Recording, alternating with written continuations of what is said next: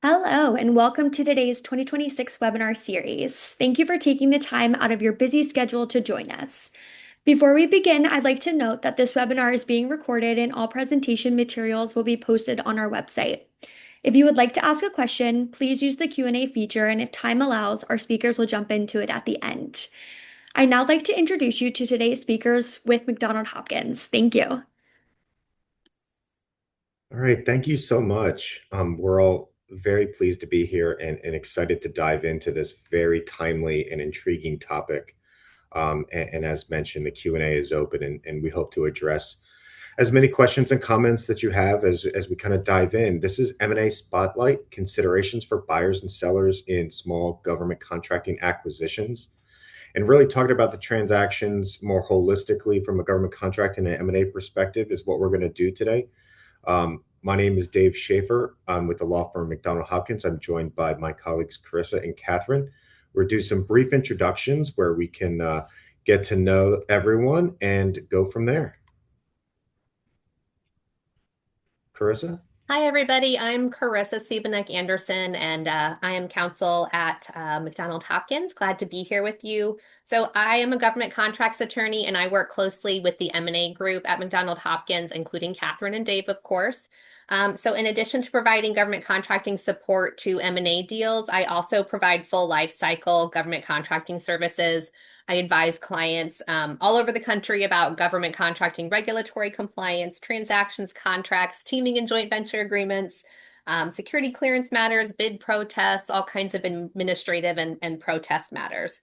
And I have specialized experience in working with SBA program participants, such as the Women-Owned Small Businesses, Service-Disabled Veterans, 8A, of course, and HubZone. And I also have expertise in working with tribes and ANC. So very glad to be here with you guys today.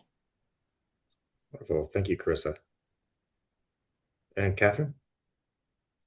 Thanks very much, Dave. My name is Catherine Duran. I am a partner in our M&A group, and a large part of my practice here at McDonald Hopkins consists of working with government contracting in sales of businesses. So I work through with owners of businesses as well as buyers of government contracting businesses, all of the issues associated not only with broader M&A concepts, but also with the specific government contracting regulatory concepts that need to layer on top of any transaction touching on this space. So I work very collaboratively with a lot of members of the team, including people like Carissa on the regulatory side. And I'm looking forward to speaking with you all today. Excellent. And I'm Dave Schaefer. As I mentioned at the outset, I'm also a partner in the M&A transactional group, with my practice focusing predominantly on buy-side and sell-side government contracting, mergers and acquisitions, as well as venture capital and other types of private equity financings, and minority investments and things of that nature. And we're going to dive right in and start getting started. And today, what we're really going to talk about and go through is, what is a merger and acquisition? Because I think that term is used pretty broadly. Equity versus asset transactions, preparatory considerations, kind of our government contracting considerations, a little bit of regulatory and market updates, and then, of course, saving time for questions and discussions. And I think one of the main points that we want to get across today is what are the opportunities that are actually available for a lot of people? What are the considerations and how to take advantage of it, whether it's organic growth or inorganic growth? And we're start right there. And maybe I'll turn it over to Catherine to talk a little bit about, what constitutes M&A. Thank you very much, Dave. So there is a lot of content that we can talk about, and conceivably could spend the entire time we have today on this first slide. So I'll try to keep it high level to just give our participants an overview. When we talk about M&A, when we talk about mergers and acquisitions, what falls under that umbrella? It's a pretty wide variety of potential transactions. They can range, if we start with the first bullet, which is probably what most people think about, is a full acquisition of a business, a full exit transaction for the owner of a business looking to sell. There are really three options in terms of how we would structure a full acquisition of a business. Either an equity acquisition, which is when the buyer entity purchases all of the outstanding equity interests in the target company. So if it's a corporation, that would be stock. If it is a limited liability company, that would be LLC membership interests. If it's a partnership, which we don't see very often, then it's going to be partnership interests. That is, so the assets of the company remain titled in the target, and it's the ownership of the target that changes hands. The other flip side of that coin is an asset acquisition. That is where the target company is itself the seller, and it takes all of its assets and it sells them as a package to the buyer entity. Depending on the types of assets involved, that can be more administratively burdensome, but a lot of buyers, especially outside of the GovCon world, like asset deals for a few reasons, which we can get into later, but they have to do with tax treatment and successor liability protection. The third option is a merger. A merger is where the two entities that are parties to a transaction combine, so that post-transaction, there is one of the entities is dissolved out of existence, and all of its outstanding assets and liabilities are assumed in the acquiring entity, which is called the surviving entity, and is really a continuation of both the pre-closing business of that acquiring entity as well as the pre-closing business of the target company. So there are various ways to set up mergers to achieve ultimately a desired ownership structure. They involve more corporate filings with state, usually secretaries of state, because you have to make sure that the articles of merger are appropriately filed, and those are public documents, as opposed to asset and equity acquisitions, which tend to be handled via private contracts between parties exclusively. We do see some mergers in the government contracting space, and they have their own nuances of how they interact with the FAR and regulations regarding combinations of entities that have government contracts. So that's a wholesale acquisition option. Those are the three main buckets of how structuring occurs.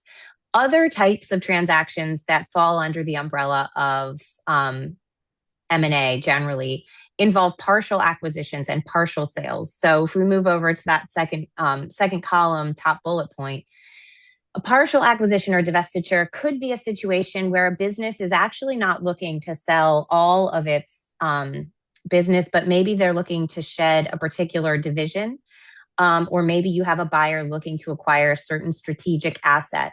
Where we see this often in government contracting transactions, sometimes we see companies that are approaching their size standard, and they're looking to get a few more years out of their small business NAICS code. And sometimes that can be achieved by carving off a division in a way that would allow you to, essentially shed the revenues associated with that division for purposes of size calculations. It can be a little bit of a gray area, but we have seen this as a strategy that certain companies have tried to employ to maintain a longer runway with access to small business set-aside contracts. Similarly, on the buy side, we work with a lot of buyers who are looking to grow strategically by gaining access to relationships with new customers. And sometimes that's best achieved in their minds by finding companies that have certain contract vehicles with customers that they want to get in with, and purchasing the divisions associated with those contracts if they haven't had success bidding that work directly on their own. We do a lot of those deals, which does involve the novation of the particular contract asset if we assume that it's a federal prime contract. And those can be very effective ways for buyers to strategically target areas of growth and kind of leapfrog ahead by getting access to a contract vehicle through a seller that maybe isn't leveraging that as much as they thought they might. Other types of M&A transactions involve strategic investments. And when we say strategic investments, we're typically talking about a minority equity investment or convertible debt investment into a target company, which would be the operating government contracting business.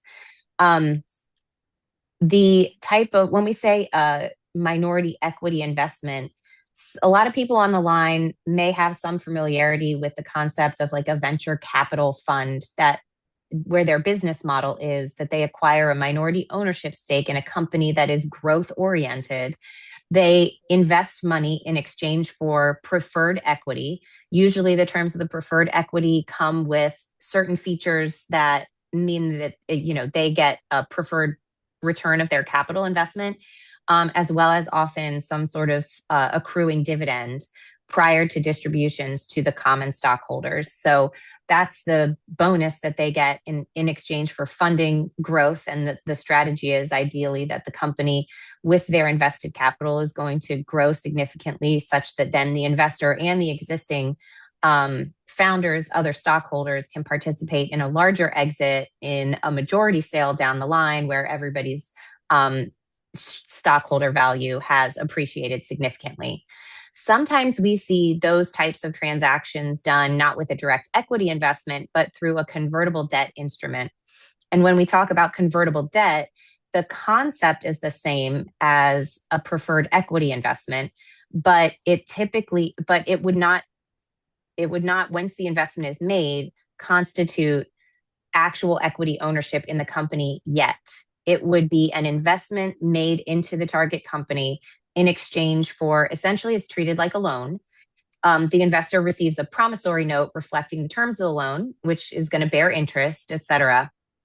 But upon maturity, or upon certain other triggering events, typically the holder of that convertible debt instrument has the option, rather than being paid back in cash, the way a bank would be paid back, they can convert that debt into equity. So it's essentially a deferral of the ability for that investor to take equity as opposed to a straight debt repayment option as part of that investment. And it often comes with very similar features in terms of like a board seat, participation and consultation with management to help make strategic decisions about company growth, with the model being that convertible debt investor is very much a partner in fueling future growth and facilitating a larger exit down the line.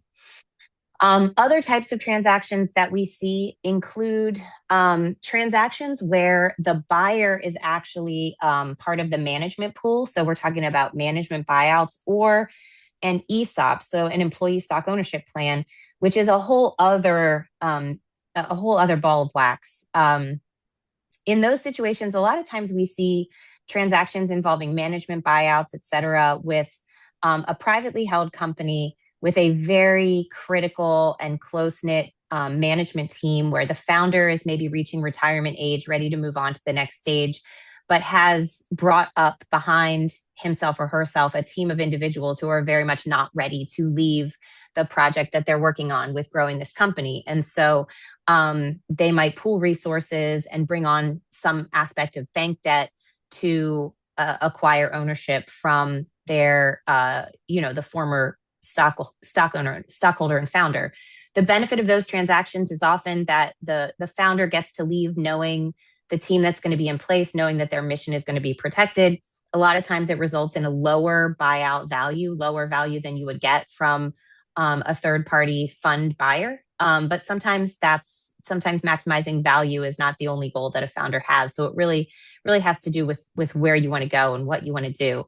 ESOPs involve, setting up a trust where employees can hold the company, own the company through a trust that's managed by a trustee. And those are, to the extent owners are looking to do that, it involves a lot of other regulatory schemes and is almost always backed by bank financing. But we do get questions about ESOPs and ESOP buyouts. And if your goal as an owner is to leave your legacy to your employees, then that's, one of the most effective ways to do so.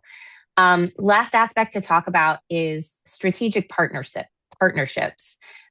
These are mergers and acquisitions that rarely, almost never involve a full acquisition or full exit, at least not at this stage, But these types of strategic partnerships can often be stepping stones for a company that is looking long term towards growth strategies that may ultimately lead to an exit at a higher value. So when we think about how we can leverage relationships with third parties to get to greater valuations down the line, oftentimes that can involve a mentor protege relationship for a company that is still small, working with a larger business to get access to resources, assistance, growth management, and also to, in certain instances, not only setting up joint ventures between mentors and proteges, but also taking a minority equity investment from a mentor so that you're going to share equity value as part of both a strategic investment and a partnership under a mentor protege relationship. And we'll talk more about how certain aspects of the recent changes to recertification rules are also causing businesses, as they are still small, but looking towards a future exit, that could push them outside of their size standard and make them unable to recertify on some of their remaining set-aside contracts. We are seeing some small businesses look to try to leverage mentor protege relationships towards the end of their small business life cycle, coming in as a protege for a less developed small business partner, working with them to try and transition some of their set aside contracts and legacy relationships to a new small business partner as a way of kind of extending access to that pipeline over time and bringing that to a buyer in a potential deal. So we'll talk about that a little bit more later. I'll touch very briefly on this last bullet point, which is, what are certain common features that we see in many of these types of transaction structures, terms that you might hear when you talk to people about M&A. One is rollover equity. If you've ever heard rollover equity referenced and weren't quite sure what that means, typically that's going to come in a full exit acquisition transaction. And it's very common in transactions where the buyer is a private equity fund or a private equity sponsored deal. In those cases, oftentimes the sellers are asked to take a portion of their purchase price consideration in the form of equity in the continued entity. And often that equity is not only in the business they're selling, but in a higher level platform company that's owned by the fund and potentially has other assets under it. So the idea being that you're getting not only a piece of the company you're selling, but also a piece of the broader enterprise that the buyer is tucking that into. And a typical split that we see, although it is all negotiable, is you would get like 80% of the proceeds in cash and 20% in rollover equity. That's a pretty common benchmark for private equity buyers. It makes sure that the sellers remain invested in the success of the transition. And then private equity fund cycles, typically in say 5 or 6 years, their fund is going to be looking to turn that entity, sell again, ideally at a higher value, at which point your rollover equity would likely be cashed out.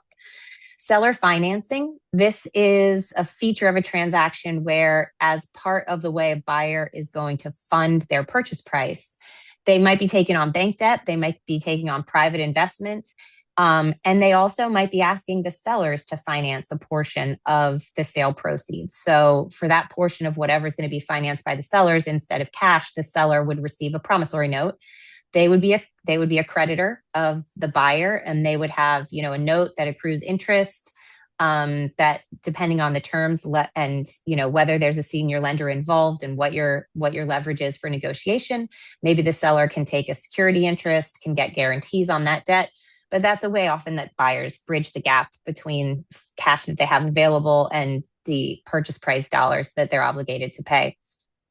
Earnouts are another way to bridge the gap, usually in value expectations between buyers and sellers. That would be what's known as like contingent purchase price, which is there's going to be a portion of the purchase price guaranteed and paid at closing. And maybe there's going to be another portion that the seller isn't guaranteed to receive, but they have the opportunity to earn post-closing if certain performance milestones are met by the company once it's under buyer's ownership. So for government contracting companies, we often see this in situations where there might be key contracts that are up for renewal within a short term following closing.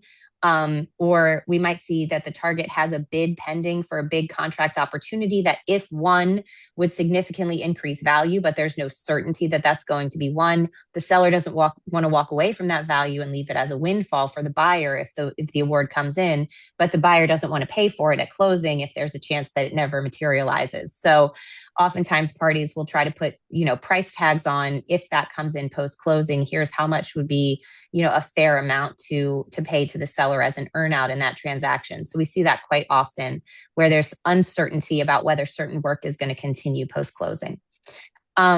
Discussions that you'll never be able to avoid in any M&A deal is, how do we maximize the tax impact of this? Make sure that we get ideal tax treatment for all parties involved. Sometimes there are going to be competing interests at play. And then the concept of, once we've identified the structure and the features, the seller typically is going to expect to be able to keep the value of any cash that's in the business at closing. That they're going to be able to take that. But they usually have an obligation to leave around some amount of net working capital, which means current assets less current liabilities, essentially saying, we need to make sure that we can keep the lights on once the ownership changes hands, and that we can make payroll and pay our vendor debts, and understand that we have a certain amount of receivables coming in so that we can, keep this business running. So that net working capital number is going to be a large part of the conversation, usually between the transaction accounting teams, and a point of negotiation. So that was a lot of talking. I know I just covered a lot of content, but that's the world of M&A in a nutshell, and how we structure it and what these components are going to have different impacts on what regulatory issues we have to address in the transaction as well. Yeah, no, I appreciate that. And I think the main kind of focus of this component of the presentation is, there's a lot of opportunities and levers that can be tailored to anyone's specific goals. And so it's, M&A, particularly in the government contracting space, isn't a one size fits all. Maybe it's a combination of a variety of these different types of mechanisms to accomplish what you're trying to look for. And of course, we've got the government contracting overlay and the regulatory components to it.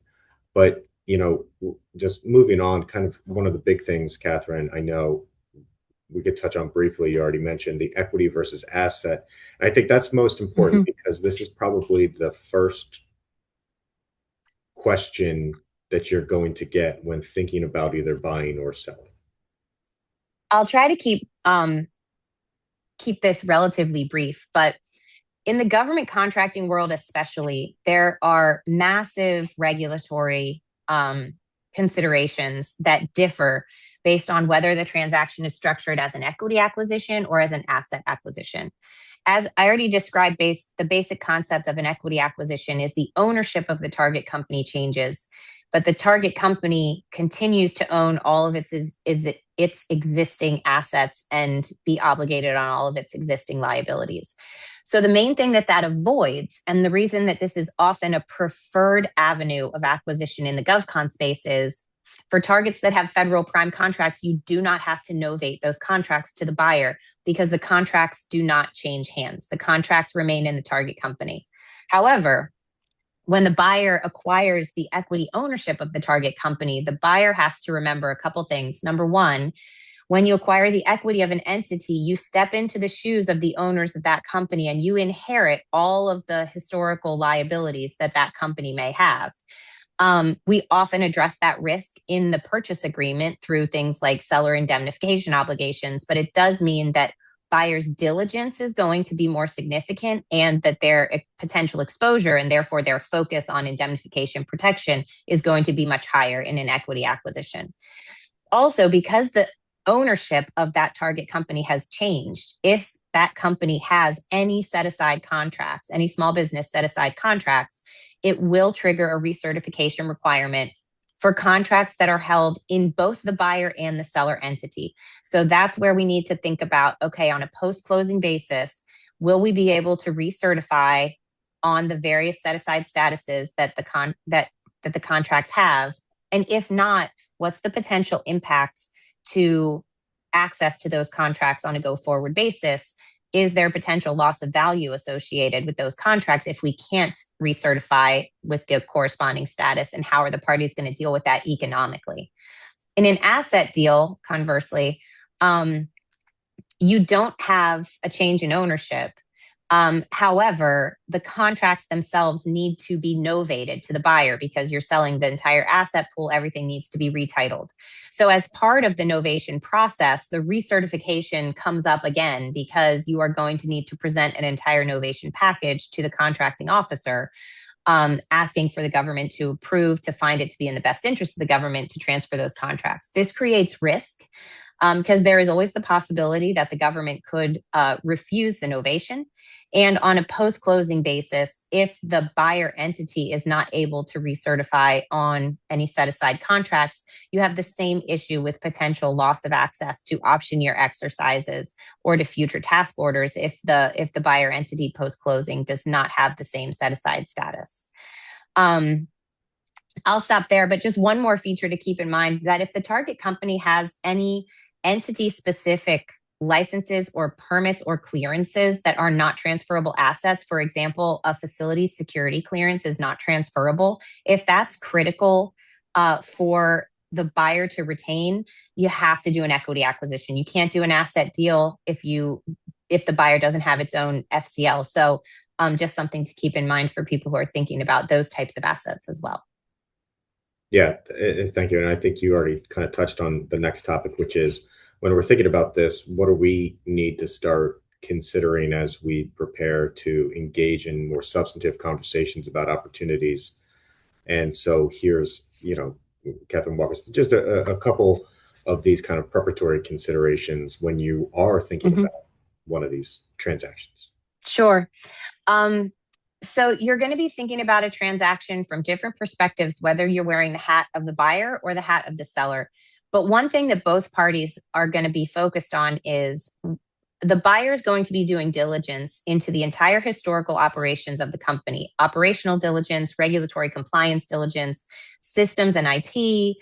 They're going to be looking at employment practices, tax filings, tax compliance, everything that you've ever thought of and more. It is often a big shock to sellers how significant the diligence effort is and how burdensome it can be to satisfy all of the buyer's requests. So start thinking about that early. If there are issues that maybe we've kind of, skirted the rules, gotten by, I've been comfortable as an operator and owner with the risk associated with that, but you're looking to sell, before you go to market with a buyer would be a good time to do whatever cleanup you can think of to make sure that when you present it to a buyer, you're not going to scare them off and potentially compromise your value. Similarly, buyers going to be looking at all of these things and asking all of these questions and making sure that they're not taking such a substantial risk in assuming the liability for previous non-compliance on the seller side that it would, undermine the value that they're getting in the deal. Quality of earnings is on here as a buyer consideration.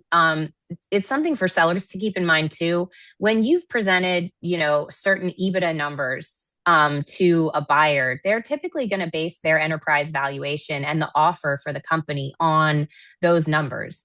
But a lot of times that offer is subject to their own confirmatory accounting and financial diligence to make sure that what you reported as your EBITDA is consistent with what they would treat as EBITDA. So a lot of times we'll see LOIs get signed at a particular purchase price, but that purchase price is subject to a post-LOI quality of earnings report that's going to be conducted by an outside accounting shop. So sometimes sellers like to get those types of quality of earnings reports run in advance so that they know that their numbers are good and they can present that to a buyer and there's no surprises down the line. Other things to keep in mind is what's going to be the impact of this transaction on your employees, on your personnel, on your culture and your legacy as a seller.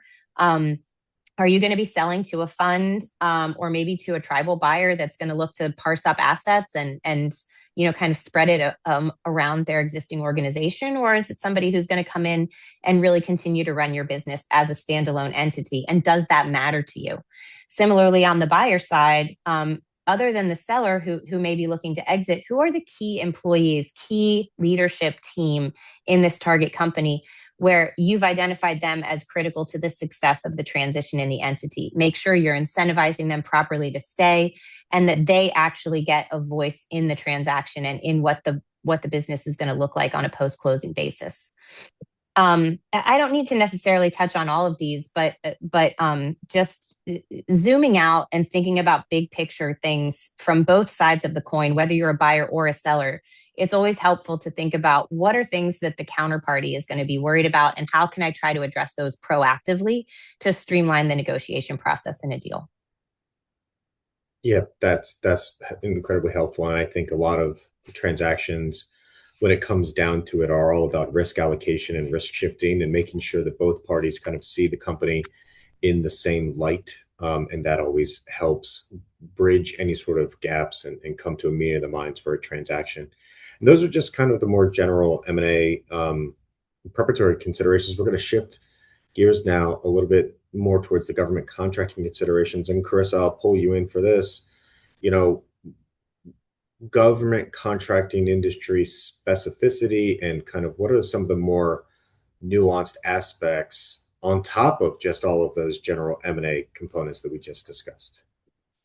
Yeah, so I think this slide does a good job of bringing up some big picture topics. And Catherine touched on a few of these before. So I'll try to focus on a few of the ones that she hasn't mentioned yet, but it helps to sort of think about these things in a few buckets also as we go along. So the first piece here is value drivers. And I think we can all agree that value and valuation is going to be one of the most important things to both parties in an M&A transaction. So for a government contracting deal, especially one involving a small business, one of the things that we have to think about here is the set-aside status. As Catherine mentioned, whether that target business has a small business status or maybe a program status like an 8A status or a woman-owned small business status, might be very important to preserving the value of that business as is, as well as the future procurement opportunities. So it's important to understand how the set-aside status and the program status, small business status, affects the value of the company present and future. The prime contracts in the backlog, this is important to help understand sort of what the proportion is here between prime contracts and subcontracts.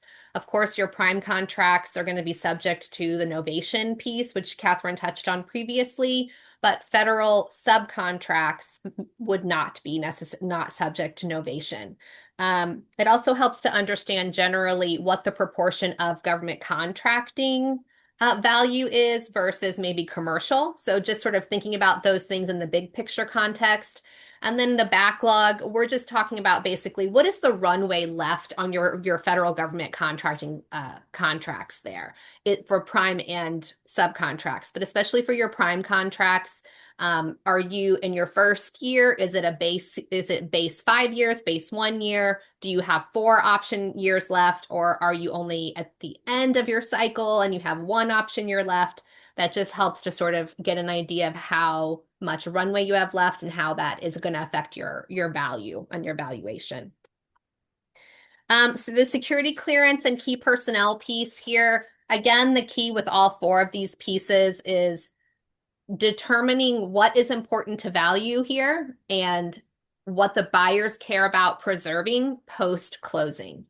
So if the security clearance is important, then that needs to be part of the transaction structure and timeline from the very beginning, because there are a lot of regulatory hoops to jump through to get that. It has certainly value for the company, and it's likely going to be very important to keep that going forward. And key personnel, I think Catherine already touched on. Again, it's important to consider what strategic incentives might be put in place before and after the transaction to keep those key personnel in place. The only thing I would add is that in federal government prime contracts as well as subcontracts, sometimes there are contractual provisions regarding key personnel, specific people that are named in those contracts. So it's also important to know not only what does the target company think are its key personnel, but who has specifically been identified in your contracts. Maybe you have notification requirements or even pre-approval requirements where the government might have to approve any changes in personnel. And if you are going through a transition, then you want to make sure you understand what the implications are if you were to lose people or you want to hang on to them. So the next piece here is the novation process. So as Catherine mentioned, this is important in the asset acquisition context. This is not applicable to a stock or an equity purchase acquisition. So anytime we have a transfer of assets, including federal government prime contracts, those contracts cannot be assigned like a normal commercial contract. So we have to go through what the government requires on the novation front. It's the legal process that we have to go through to transfer a federal government prime contract from one contractor to another. So this process is heavily governed by the FAR, 42.12, and the regulation has quite a bit of information in there. It includes a sample novation agreement, the process steps, considerations for the CO on granting it, and a long list of documentation requirements that have to go into what the target company or the contractor is going to have to submit in what we call a novation request package that would go to the government. There's a long list of things that have to go in there, and it's important that, again, the novation piece is considered, entered into very consciously, and you start preparing all the documents associated with that novation package prior to closing so that you're ready to submit that, and that's part of your timeline for the overall transaction. Once the whole idea here of the novation is that the new contractor becomes sort of the successor in interest legally, and that new contractor assumes all those obligations and liabilities of the original contractor. And we already talked about when novation was necessary in the context of asset transfers. This also comes up in the context of corporate restructuring. So if there's a merger or corporate consolidations or things internally, this would still be relevant. So the novation process itself, very quickly, we would start with notifying your contracting officer, and sometimes you have to figure out who the right person is there for all of the various contracts that are involved. So there's certainly a review of contracts that happens first. You're gathering all that data and those documents. Once you sort of notify your contracting officer that's the correct one, then the contractor is going to submit that large novation package that we talked about. It's going to include your proposed novation agreement. That would be for the new contractor, the old contractor, and the government to all sign eventually. The list of affected contracts, bills of sale, board resolutions, audited balance sheets. Many documents are going to go into that. And then, of course, the government has discretion here on whether or not to grant that novation request. There is no right to a novation. Generally, I think it is possible to get a novation, and we see more novations granted than denied. They just take a while. So again, this is something that we have to set expectations from the beginning. How long does it take to get this? How can we maximize our chances of success? And then sort of understanding what the stumbling blocks might be in the novation process so that we can make plans accordingly as sort of plan B if that novation isn't granted for whatever reason. And then if the government does decide to grant that novation, usually it takes around 9 months, could be 6, could be a year, but around 9 months is sort of an average, I would say, that I usually give people to sort of as a setting expectations with them. Then the government would hopefully sign that novation agreement, send you back some forms, and then execute the contract modifications to actually execute the transfer of the existing prime contracts from the old contractor to the new contractor. So in addition to the timeline and how long it takes to do this, the steps that are involved, and thinking through what those impacts are on the general timeline of the acquisition, I think it's also helpful to keep in mind what happens while you're waiting for that novation and thinking about that as part of the deal package from the beginning. So interim performance or performance that's happening while the deal is in progress and then later after closing, but while the novation is pending. Parties often use subcontracts or transition service agreements or something of that kind to allow the buyer to perform while the formal novation is pending. So getting those terms negotiated is also important in the interim. Pitfalls to successful novation. I mean, there are some, certainly. Some agencies and some contracts, some agencies just do not grant novations in certain contexts. Sometimes agencies have policies against novating an empty multiple awardee contract, so a MAC contract that has many awardees. Sometimes if there are no task orders for that existing target company, an agency might not be willing to novate that big MAC because there's no existing task orders. And there are plenty of other awardees that might perform. So then we have the recertification and novation requirements. We'll talk about these a little bit more in a moment, and Catherine touched on them previously. Contract terminations and option years. So again, this goes back to understanding the risk that's associated with government contracts. It's a little different than in the commercial world, and making sure that both the buyers and the sellers understand this from the beginning. So in a federal government prime contract, we all know that contracts can be terminated for the convenience of the government, which basically means that the government can at any time decide to terminate that contract for no fault of the contractor. And that's built into the overwhelming majority, over 90% of federal government contracts. So this is just always something that could happen on a prime federal contract. This might seem a little harsh compared to some commercial contracts. But again, if you have a buyer that's maybe not as familiar with the federal government contracting environment, this might seem a little different. It also helps to understand sort of what the risks are associated with base years versus option years for those prime contracts. And then lastly, here on the slide, we have affiliation. So we could do a whole presentation, of course, on affiliation.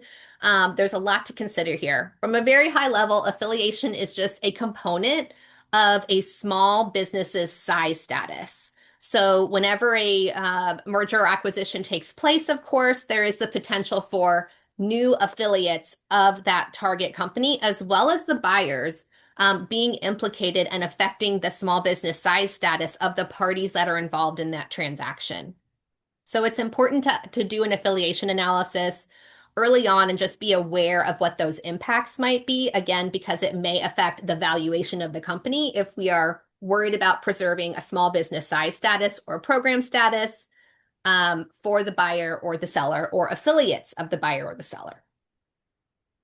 So we can go on to the next slide there. Great. Yeah. I don't know, Chris, if you want to touch on this briefly. I know we've got a lot to go through with recertification as well, that being a much more recent major regulatory update. But, I would just probably preview that a lot of the modifications to the transaction structures are based on these regulatory updates. I don't know if you have anything you'd like to go through on this particular slide. The only thing I was going to call folks' attention to was the risk shifting and purchase price payment. And Dave and Catherine, if you had any thoughts to add here, but I thought it was helpful to understand that there is a lot of risk in the government contract regulatory environment. And Catherine already sort of touched on what these pieces are previously, but it's important to know that there are ways for the acquisition structure and the deal terms to sort of shift some of that risk from one party to another party. Oh, Catherine, you're on mute. Oh, yeah. Thank you, Carissa. Sorry. I'm happy to go into a little bit of detail around some of these risk shifting mechanics. And I already talked a bit about earnouts and why we often see those to address contracts that might be critical to the value of the seller, but not fully guaranteed to continue. So that could be contracts that are up for renewal post-closing, contracts where we have access to an IDIQ vehicle, but we're uncertain as to how much that's going to turn into specific value and task order awards post-closing, or it could have to do with a pending bid that has not yet been awarded, and we think that's going to come in post-closing, but we don't know for sure. So it really is all very case specific, and there is no limitation on how earnouts can be structured. We've seen some very creative ones. Sometimes they're tied directly to retention of personnel for a certain time period post-closing, if that's the key value driver for the buyer. So just keep in mind that if you're ever in a situation where there is a gap in what the seller thinks their business is worth and what the buyer thinks they're willing to pay, a lot of times that gap can be bridged via an earnout. The other thing that I wanted to note is that there's a reference here to a contingent seller promissory note. We specifically see those most often in transactions where there is a 7A small business loan financing the deal. Some people who are on this call might be aware that for a business acquisition loan under the 7A program, technically those transactions are not permitted to have earnouts as a feature of the consideration. However, a lot of times those deals call for earnouts just because of the practical nature of the assets that are being bought and the risk associated with certain contracts. So what you can do instead of an earnout is have a contingent seller note, which essentially accomplishes the same thing, but which the 7A program permits. It's just a little quirk of the regs. So instead of having an actual contingent payment that's due as an earnout post-closing when you hit a certain revenue mark on a contract vehicle or what have you, you take a seller note, you issue a seller note where the principal amount is like the maximum earnout that would be available if certain milestones are hit. But the principal amount is adjustable based upon whether or not those milestones are hit, how much you achieve out of those milestones. So the principal would be automatically reduced or adjusted or completely canceled if the milestones are not achieved. And in that way, the buyer gets the protection of the earnout, the seller gets the potential upside of an earnout, even if the financing terms don't technically permit that deal. So it's a handy tool to have in your tool belt. Yeah, great. Thank you. It's always interesting to see how kind of the regulatory updates and risk allocation helps modify the actual transaction structure. Carissa, mind speaking specifically to recertification again? Yeah, no problem. So Catherine gave a great overview, but this is a detailed area, and there's been some significant regulatory changes in this area in the last year or so that have a significant impact on small business M&A deals. So we'll just take a couple minutes here and unpack the recertification changes that have happened from SBA. So the general rule for recertification, when is recertification required, right? Recertification of size and small business program status, like your 8A status, hub zone, women owned, et cetera, is required within 30 calendar days of a merger, acquisition, or a sale of or by a concern or an affiliate of that concern, which results in a change in controlling interest. There's a lot to unpack in that sentence, a lot going on there. But again, the change in controlling interest is really important. If you're looking to avoid recertification and losing set-aside status, again, we're seeing a trend towards more minority investments in that small business space so that we are preserving that status going forward and not triggering these recertification requirements. Because the recertification notifications are due within 30 days of closing, it's also really important to do your preparatory work prior to closing so that most of that work is done. The SBA had a grace period that helped to basically offer a transition period between the old rules and the new rules. That grace period ended on January 17th, 2026. So that means that there were different rules here in this space, different recertification rules for transactions that closed before January 17th versus those that closed on or after January 17th of this year. So just keep that in mind because the rules have changed, and I think the parties and the environment are still sort of adjusting to those new norms. Last year, SBA substantially rewrote those recertification rules, centralizing most of those rules in SBA's area of the code, 13 CFR 125.12, and they really changed the treatment of small business contracts, especially for recertification. What stayed the same? A lot of things in terms of like what's in this little definition for the general rule stayed the same, but it's how the rules apply in specific contract situations that changed. So what were the big changes? Eligibility for future task orders on small business multiple award contract situations, as well as the eligibility for small business task orders on GSA multiple award contracts. So let's go to the next slide and let's talk generally about what happens if a small business is no longer considered small and can't recertify its small business status after an acquisition or a merger occurs. So on this slide, you'll see some of the general rules that apply for recertification for different types of procurement situations. And of course, whether or not you keep that contract and that the option for new orders and options and things going forward is going to depend. It's going to depend on the specific characteristics of each contract. So it will be necessary to do a review of all the federal prime contracts here and subcontracts in many cases to understand what the set-aside status is and what the effect of recertification rules is based on the situation itself with that each contract. So for the first box, you see we have single award set-aside contracts. This is best case scenario. You're going to be eligible to continue performing those existing orders that are already awarded, as well as be eligible to have options exercised and receive new orders. That's great. Still good. Second category, this is where we saw some changes. Multiple awardee set-aside contracts. So this is where you are one of many awardees on a contract. And in that instance, if you lose your small business status, you will still be eligible to continue performing the orders that you already have. However, the business would not be eligible to bid on any future orders, and it will not be eligible to have contract options exercised.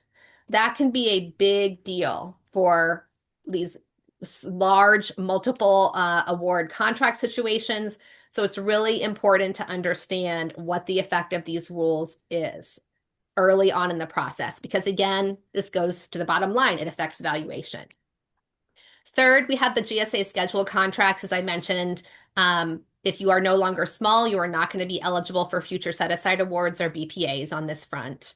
And then the last category we have there is when you have submitted a proposal prior to the transaction, the acquisition taking place, and the award has not happened until after the closing of that acquisition occurs. So here again, it depends on the type of contract and the timing of when the proposal is submitted in comparison to when the closing occurs.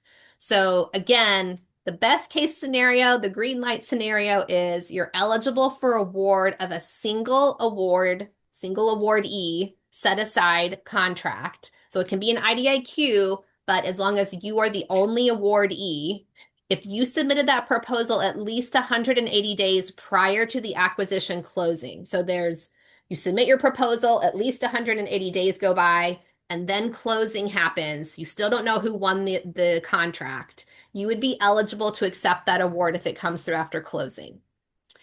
If, however, it was less than 180 days between when you submitted your proposal and the closing occurring, even for those single awardee situations, you will not be eligible to accept that award. And then finally, for any multiple awardee contracts. So if you're bidding to be one of 8, one of 10, one of 50 awardees on a multiple award contract, no matter what the timing of your proposal was, unfortunately, you will not be able to be eligible for that contract if you were to be selected for award. So there's a lot more that we could talk about here. I haven't touched on the 8A rules. So I think as time permits, we can talk about what the very big differences are for the 8A participants and graduates. But I can turn it back over to you, Dave, if you want to decide if we want to go there yet or if we want to do some questions. Oh, I mean, we've got a few minutes. Why don't we go ahead and why don't you give an overview of some of those 8A nuances, because I think it's a pretty important component to this. Okay. So really quickly, I think it's really important to understand that the 8A sort of recertification rules are very, very different from the small business recertification rules that we just talked about. And so they are not going to be subject to the same things that we're seeing on this slide. There still is going to be a recertification requirement that might be triggered, that you're going to have to send notices and things like that. But whether or not you're able to maintain the existing 8A contract and you're eligible going forward on those 8A contracts is a very different ballgame. So bad news first, big picture. The general rule for 8As, 8A contracts, is that 8A contracts must be terminated for the convenience of the government if a merger or acquisition occurs to an 8A firm without prior SBA waiver or approval. So again, the government has to terminate those 8A contracts for convenience if there is a contractor performing an 8A contract that goes through an acquisition and doesn't have a waiver from SBA or pre-approval from SBA for that change. The waivers are very difficult to get. That's true at the best of times. And I think right now it's even more difficult, if not impossible, to get these waivers I'd love to know in the chat if anybody's been seeing any movement on this front in the last 6 months. But there's been a policy, official or unofficial, that SBA just isn't really entertaining waivers at this time. But there are still some advantages to going down the path of trying to request that waiver and get that, because, you know, there is value there. So it helps to at least try and build that into your timeline. There's also a duty to notify SBA of any change in ownership or control. So that needs to be considered in your timeline. And what's probably the most important piece here is that the 8A contractor must request a waiver from SBA in writing prior to the change of ownership or control, except in the case of a death or incapacity of the 8A owner. So you cannot submit a request for a waiver after the acquisition. That's not going to do you any good. It has to be before. And it should not be the day of. It should not be the day before. It should be at least a very, very bare minimum of 2 days, but really more like a week or two. You should be submitting that waiver package to SBA. Even if you have a low chance of getting that waiver, it requires some putting paperwork together. It requires, building your case based on the bases that are in the regulations. I won't go into all those, but one of the big ones here that's often relevant is getting the agency to basically say, we really need this company to keep performing this contract. It's very important to the mission of our agency. You get your stakeholders on board, you make your case, and you hope for the best. And if you submit that waiver package, what you've done is at least buy some time for the SBA to consider that waiver, for the agency to be allowed to wait for SBA to consider that waiver, and not be required to terminate that contract automatically once that closing occurs. So by submitting that waiver package, you're also doing yourself a good favor of trying to buy time and maybe get that waiver, but at least buy time in the meantime while SBA is considering that waiver. So I can stop there. I appreciate that. I mean, I think that particular aspect is very important to make sure that we get covered. So, I mean, at this point, I think we're opening it up to see if there's any questions in the chat. I don't know, Carissa, if you can see if anyone is doing that. I don't see any substantive questions other than a request for a link for the recording, which I believe will be available from the National Small Business Association. If anybody has questions in the next 3 minutes, please feel free to submit them. But otherwise, Dave, if you want to run through a conclusion here as we kind of wrap up and come up against time. Yeah, sure. Looks like there is a question coming in.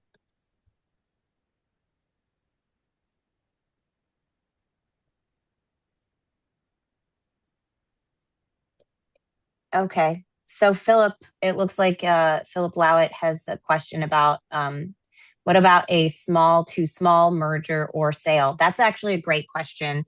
It highlights a really key kind of exception in the new recertification regulations, which is that in a business combination, whether it's an acquisition or a merger, where both parties to the deal can certify as small or as a particular set aside status, but in this case, typically small prior to the transaction, then they can recertify as small post transaction, even if otherwise, I believe this is how it's intended to work. But even if post transaction, the recertification regs would kick them out of their size standard. But the philosophy behind that is, I believe from a policy perspective, the SBA wants to preserve, they're intending to have the recertification rule change, avoid awarding large businesses from capitalizing on existing small business set-aside contracts. But when you have two small businesses doing a strategic business combination, that policy objective is not really met by penalizing them. So there is an exception for a small to small acquisition or merger. That's a great question. And Carissa, feel free to clarify if I mischaracterized anything. No, I think that was perfect. I think we really talked about generalities here. We're talking about a lot of different topics, but that is a very new piece of the rule. And I think it's a great add from SBA to sort of throw us a bone on some of the other changes that they made that, arguably made acquisitions a little more difficult, but also forced us to be a little more creative and looking for tools. Well, that's great. I mean, I think that brings us to time. And I think, just to put a bow on it, I mean, what we've talked about today is there's a lot of opportunities, there's a lot of complexities, there's a lot of, needles that need to be thread between tax and government contracting and financials. But it's a pretty exciting time out there, and there's just a lot to consider, but a lot of potential for growth and exits. And thank you, everyone, for making the time and joining us.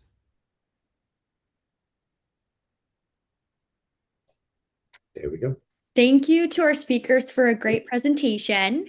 As a reminder, this webinar is being recorded and presentation materials will be posted on our website along with all of our other past webinars by the end of the day. If you have any questions on our organization, our initiatives, or upcoming events, please reach out to us by email at events@nsbgca.org.